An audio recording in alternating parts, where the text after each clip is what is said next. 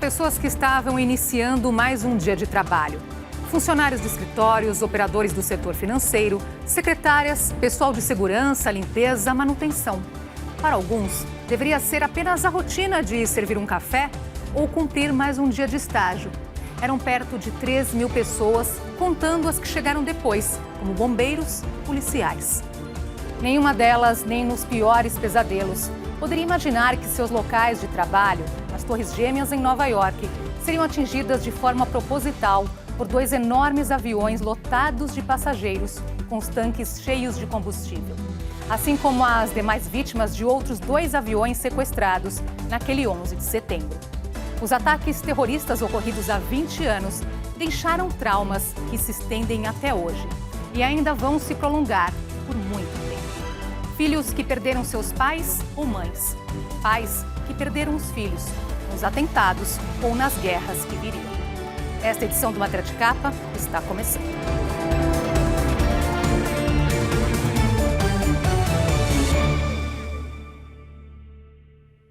Tudo começou na manhã do dia 11 de setembro de 2001, uma terça-feira. 4 aviões foram sequestrados por terroristas ligados ao grupo extremista Al-Qaeda e levados para ataques suicidas contra os Estados Unidos. 2 contra as Torres Gêmeas, em Nova York, 1 contra o Pentágono, em Washington, e outro que caiu numa área rural na Pensilvânia. Perto de 3.000 pessoas morreram, o maior número de vítimas no país desde a Guerra Civil Americana.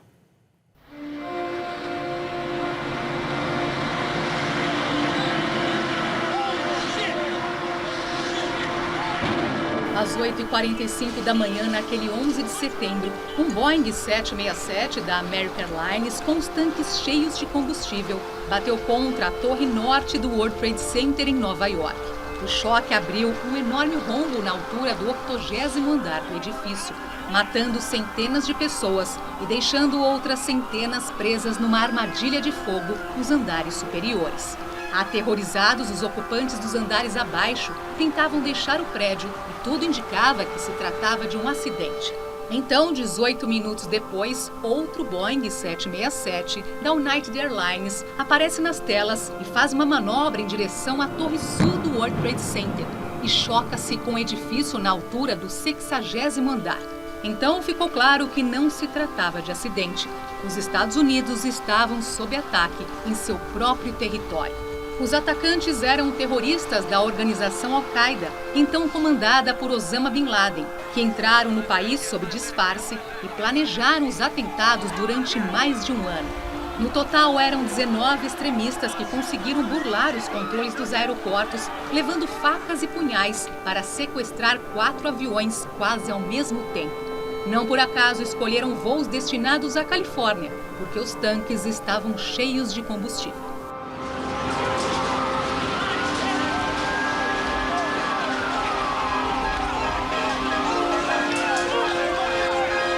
Começa antes mesmo do 11 de setembro. Começa com o governo de George H. Bush, fim dos anos 80, que apoiava a Al-Qaeda, dentre vários grupos mujahidins, apoiava a Al-Qaeda contra a União Soviética. E aí acabou a Guerra Fria, a União Soviética saiu de lá, eles retiraram o apoio. Teve culpa do governo Clinton, que não soube identificar a tempo que a Al-Qaeda era uma ameaça que estava crescendo. Teve a culpa do governo George W. Bush de desviar o foco de combater a Al-Qaeda no Afeganistão e invadir o Iraque. Teve ainda no governo George W. Bush mudar o objetivo de acabar e combater a Al-Qaeda para construir um Estado centralizado no Afeganistão. E aí Obama e Trump de manterem essa linha, apesar deles terem tentado retirar, ouvirem os seus militares que nunca era hora de sair. O militar nunca vai admitir que não vamos sair porque nós não conseguimos atingir nosso objetivo. Então, uma série de erros. Não dá para dizer que foi um único. E, portanto, de todos esses levaram a essa realidade de hoje nós termos Talibã no poder no Afeganistão. Enquanto milhões de pessoas viam pela TV as terríveis cenas dos prédios destruídos em Nova York e acompanhavam o desespero das vítimas que deixavam o local, outros cenários de terror estavam em andamento.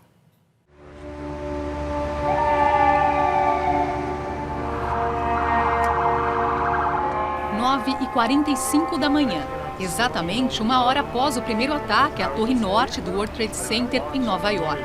Um Boeing 757 da American Airlines, depois de sobrevoar rapidamente Washington, atinge o lado oeste do prédio do Pentágono, sede do Departamento de Defesa e símbolo do poder militar dos Estados Unidos. 125 militares e civis, funcionários do Pentágono, morreram na hora. Todos os 64 passageiros e tripulantes do avião também perderam a vida. Como se fosse o roteiro de um filme de catástrofe, 15 minutos após o choque do avião contra o prédio de 5 pontas em Washington, a torre sul do World Trade Center desabou, espalhando uma gigantesca nuvem de poeira e detritos pela cidade. Meia hora depois, ocorria o desmoronamento da torre norte. Apenas 6 pessoas, entre todas que estavam nas duas torres no momento dos ataques, sobreviveram. 2.763 morreram. Esse total inclui 343 bombeiros e 60 policiais que tentavam socorrer as vítimas ou organizar os trabalhos de ajuda na área. Outras 10.000 pessoas que estavam nas proximidades foram tratadas de problemas respiratórios nos meses que se seguiram.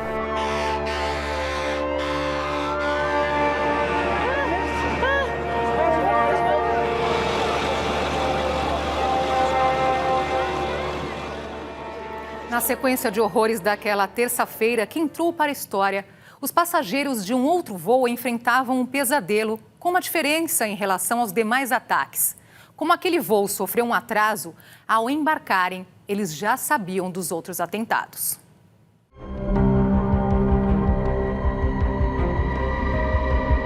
O Boeing 757 da United Airlines decolou do aeroporto de Newark, em Nova Jersey, com destino a São Francisco, na Califórnia, e ficou conhecido pelo seu número, o voo 93. 40 minutos após a decolagem, os terroristas anunciaram o sequestro. Os passageiros, informados sobre o que havia ocorrido com os outros aviões, logo concluíram que poderiam ser vítimas de um ataque suicida e resolveram reagir. Um deles, Tomás Burnet Jr., ligou pelo celular para sua mulher para se despedir e disse a ela: "Eu sei que todos nós vamos morrer. 3 dos nossos resolveram fazer alguma coisa a respeito." Ele anunciou, deixando claro que iria se juntar ao grupo. Sandy Bradshaw, comissária de bordo, também ligou para o marido e disse: "Todos estão indo para a primeira classe. Tenho que ir. Adeus." Ao invadirem a cabine, os sequestradores enfrentaram a resistência do piloto e do copiloto. O ruído da luta foi ouvido pelo controle de tráfego aéreo.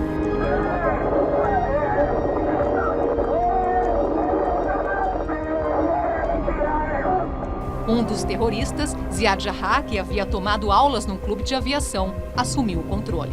Naquele momento, o grupo de passageiros resolveu enfrentar os sequestradores. Houve luta corporal e o confronto se estendeu para a cabine. Desgovernado, o aparelho despencou a 800 km por hora, chocando-se contra o solo na área rural de Shanksville, na Pensilvânia. Eram 10h10 da manhã. Todas as 44 pessoas a bordo, incluindo os 4 terroristas, morreram. Não se sabe qual era o objetivo dos terroristas, qual prédio eles pretendiam atacar, mas acredita-se que os possíveis alvos eram a Casa Branca ou o edifício do Congresso dos Estados Unidos.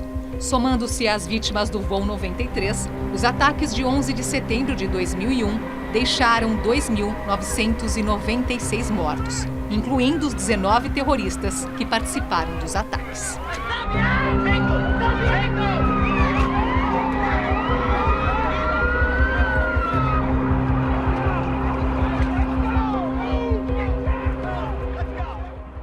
Naquela terça-feira, o então presidente George W. Bush estava na Flórida.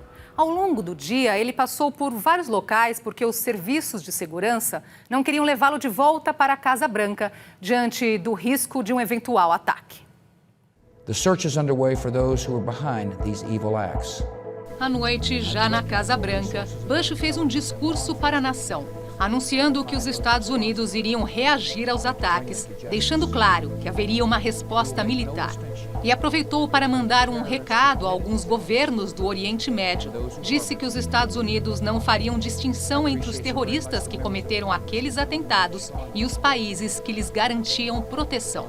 Em 7 de outubro, menos de um mês após os ataques, foi lançada uma operação internacional liderada pelos Estados Unidos, com apoio de aliados europeus, contra o regime do Talibã no Afeganistão, onde funcionavam as principais bases da Al-Qaeda, o grupo terrorista liderado por Osama Bin Laden. Em 2 meses, o Talibã foi removido do poder em Cabul, mas o grupo se reorganizou em forma de guerrilha e passou a ocupar importantes áreas no país e também no vizinho Paquistão. Os Estados Unidos reforçaram sua presença militar no Afeganistão, enviando milhares de soldados, mas isso não foi suficiente. Ainda hoje, os guerrilheiros controlam importantes redutos no território afegão e acredita-se que esse controle será ampliado após a retirada de tropas, iniciada pelo ex-presidente Barack Obama e mantida pelo governo de Joe Biden.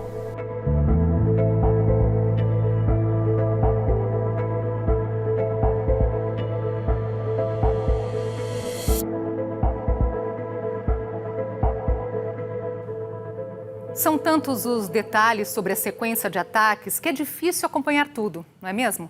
Por isso preparamos uma linha do tempo dos acontecimentos naquele dia. Vamos dar uma olhada. 7h59 da manhã. O voo 11 da American Airlines, um Boeing 767 com 92 passageiros e tripulantes a bordo, decola do aeroporto Logan, em Boston, com destino a Los Angeles. 8h14, um Boeing 767 da United Airlines, o voo 175, com 65 pessoas a bordo, decola de Boston, também com destino a Los Angeles. 8h19, os comissários de bordo do voo 11 alertam o pessoal de terra que o avião tinha sido sequestrado. A American Airlines avisa o FBI, a Polícia Federal Norte-Americana. 8h20, o voo 77 da American Airlines, um Boeing 757, decola do Aeroporto Internacional de Dulles, em Washington, a capital, com destino a Los Angeles. 64 pessoas estavam a bordo. 8h40, o Comando de Defesa Aeroespacial, NORAD, alerta a Força Aérea sobre a suspeita de sequestro do voo 11 da American Airlines. 2 caças bombardeiros se preparam para decolar da base de Cape Cod, na costa leste dos Estados Unidos. Mas os caças ainda estavam no solo quando o Boeing do voo 11 bateu contra a torre norte do World Trade Center. 8h41. O voo 93 da United Airlines, um Boeing 757, com 44 pessoas a bordo, parte do aeroporto de Newark, Nova Jersey, com destino a São Francisco. A decolagem estava com 40 minutos de atraso e deveria ter coincidido com o mesmo horário de partida dos outros 3 voos. 8h46. O Boeing da American Airlines, voo 11, bate contra a Torre Norte, matando todos a bordo, além de centenas de pessoas no prédio. 9h03. O voo 175 da United Airlines choca-se contra a Torre Sul, entre os andares de número 75 e 85. Todos a bordo morreram, além de centenas de pessoas no prédio. 9h37. O voo 77 bate contra a parte leste do prédio do Pentágono, em Washington, matando as 59 pessoas a bordo e outras 125 que estavam naquela parte do edifício. 9h59. A torre sul do World Trade Center desaba. 10h07. O voo 93 da United Airlines bate contra o solo numa área rural da Pensilvânia. Todas as 44 pessoas a bordo morreram. 10h28. A torre norte do World Trade Center desmorona. 11 de setembro de 2002, um ano após os ataques. A primeira iluminação especial é inaugurada no local onde ficavam as Torres Gêmeas para lembrar as vítimas da tragédia.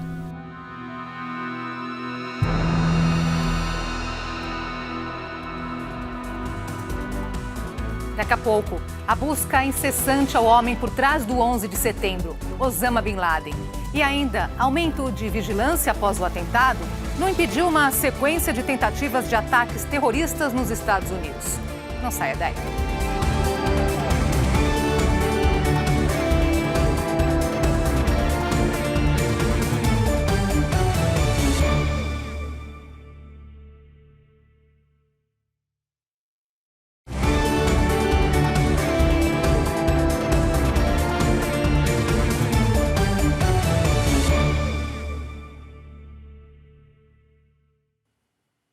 Considerado o cérebro dos ataques de 11 de setembro, Osama Bin Laden conseguiu escapar durante muito tempo da caçada promovida pelos serviços de inteligência dos Estados Unidos. Mas ele só foi localizado graças ao antigo sistema de recompensa, utilizado desde os tempos do Velho Oeste, e custou muito dinheiro. Esta é Islamabad, a capital do Paquistão. Foi lá que, em agosto de 2010, um ex-oficial do Serviço de Inteligência paquistanês procurou a Embaixada dos Estados Unidos com uma proposta. Ele sabia onde ficava o esconderijo de Osama Bin Laden, mas queria uma recompensa para revelar. Seu preço, 25 milhões de dólares. Logo, a CIA entrou no negócio e passou a vigiar o local, uma casa em Abbottabad, no Paquistão. Acontece que não era sempre que Bin Laden passava por lá. Além disso, era difícil identificar à distância as figuras que entravam e saíam. Apesar disso, uma operação de ataque começou a ser planejada pelo Grupo de Operações Especiais da Marinha Americana, conhecido como SEALs. A vigilância se estendeu por meses, até que na noite de 2 de maio de 2011, um comando a bordo de helicópteros aterrissou no local. Os integrantes da força invadiram o complexo residencial e mataram Bin Laden e outros combatentes. O corpo foi levado para o Afeganistão para identificação e, em seguida, lançado ao mar de um navio da Marinha Americana. 4 dias depois, em 6 de maio, a Al-Qaeda confirmou a morte e prometeu vingança.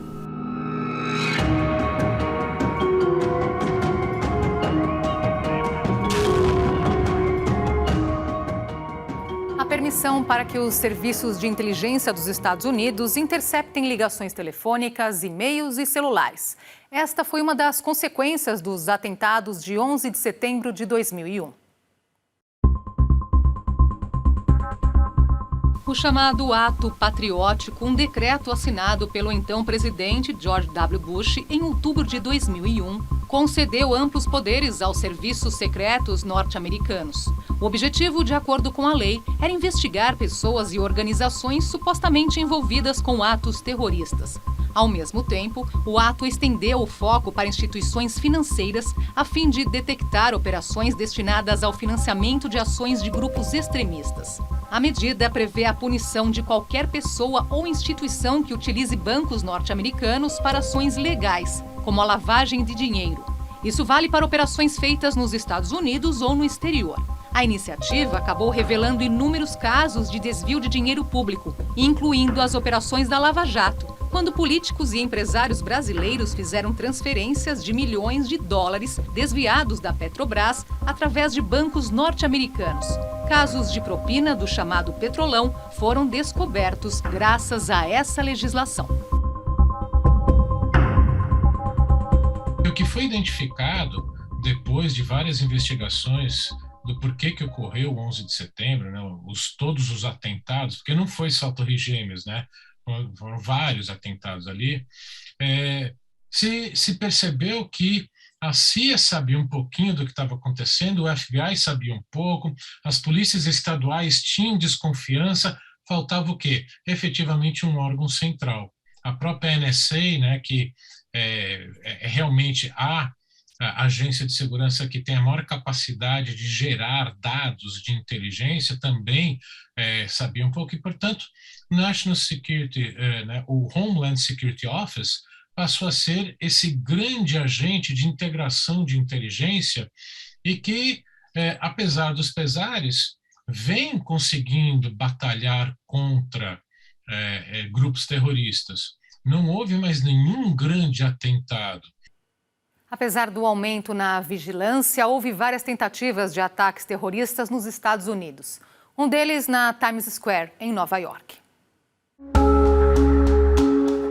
No dia 1º de maio de 2010, 2 vendedores de rua alertaram a polícia sobre a fumaça que saía de um carro estacionado na Times Square, em Manhattan. Ao chegarem ao local, os policiais descobriram que havia uma bomba no veículo, que, embora acionada, não explodiu. 2 dias depois, o FBI prendeu o paquistanês Faisal Shahzad, que tentava embarcar num voo com destino a Dubai, nos Emirados Unidos.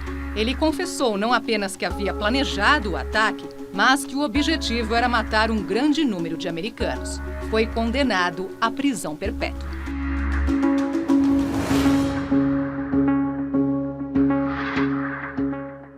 Foram vários os atentados frustrados após o 11 de setembro. Vamos ver alguns.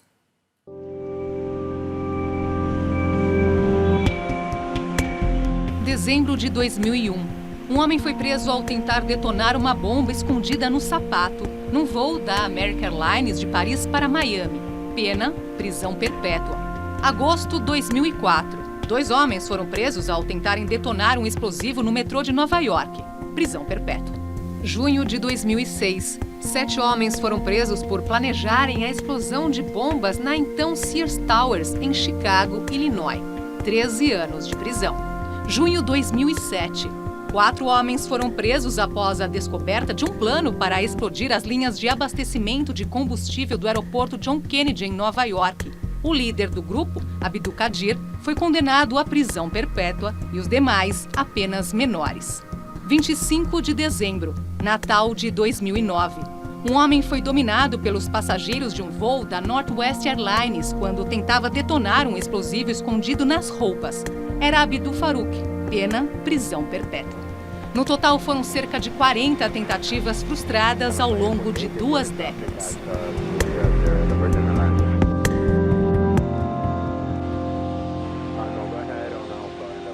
Outra mudança importante no pós-11 de setembro refere-se ao reforço da segurança nos aviões e aeroportos.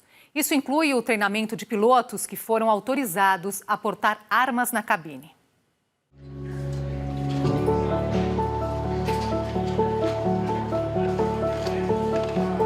Para a maioria dos passageiros que circulam pelos aeroportos, as mudanças são quase imperceptíveis. Mas esses ambientes estão entre os mais protegidos do mundo. Câmeras ocultas se espalham por todas as áreas. As pessoas nem se dão conta de que estão sendo filmadas e de diversos ângulos. Os equipamentos de revista de bagagens foram aperfeiçoados e podem captar qualquer objeto suspeito, mesmo escondidos em roupas. Mas a maior novidade em relação à segurança dos voos foi a aprovação de uma lei federal nos Estados Unidos que autoriza os pilotos e copilotos a portarem armas e exige o treinamento para o uso. E os comissários de bordo passaram a receber instruções sobre como agir em caso de sequestro.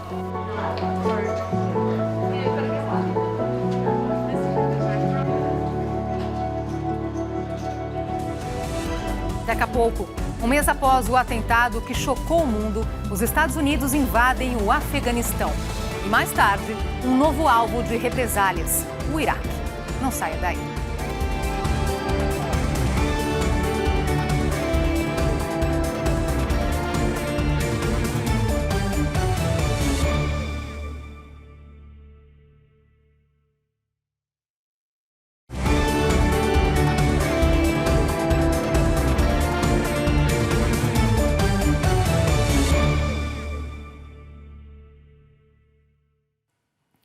Em outubro de 2001, um mês após os atentados de 11 de setembro, uma força internacional liderada pelos Estados Unidos invadiu o Afeganistão.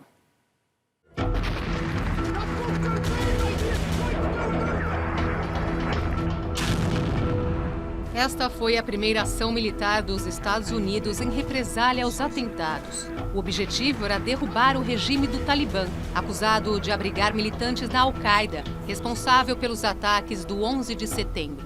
Além das tropas norte-americanas, forças de 40 países integravam a coalizão.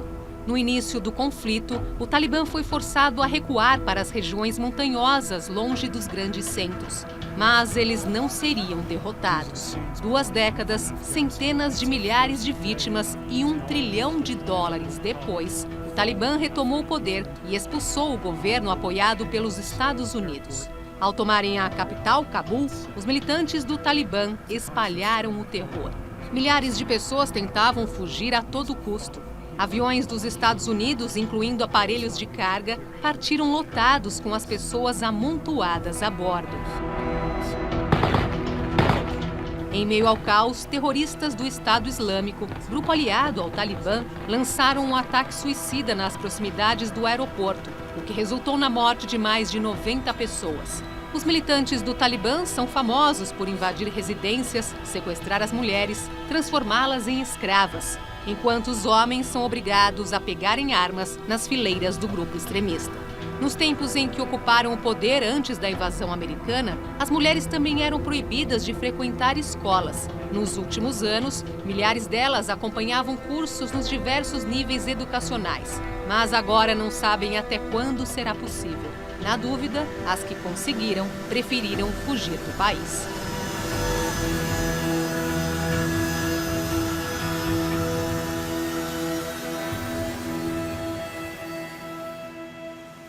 Em março de 2003, os Estados Unidos iniciam outra guerra como represália pelos ataques de 11 de setembro de 2001.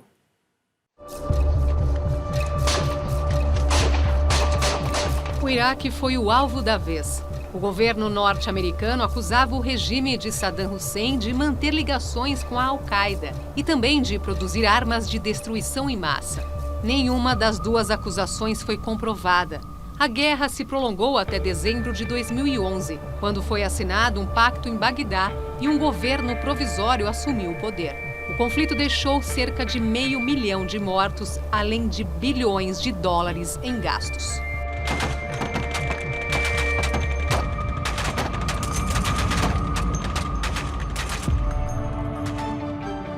Cerca de 3 trilhões de dólares, uma montanha de dinheiro que daria para aplacar por muito tempo a fome no mundo. Esse foi o custo aproximado das guerras que os Estados Unidos lançaram contra o Afeganistão e Iraque em represália aos atentados de 11 de setembro de 2001. Claro que muito pior que o dinheiro é a perda de vidas. Mais de 500 mil de mortos nas duas guerras, a maioria de civis iraquianos e afegãos. As consequências foram muito além do que é possível observar pelo noticiário do dia a dia. Em Nova York, milhares de pessoas passaram a enfrentar doenças respiratórias por conta da nuvem de poeira provocada pelo desabamento das torres. E outras enfrentam até hoje o pesadelo provocado pelas lembranças daquele dia trágico gravado na memória. Por mais que se tente, são registros difíceis de apagar. Esta edição do Matéria de Capa fica por aqui. Nós voltamos na próxima semana, neste mesmo horário. Uma boa noite a todos. Até lá.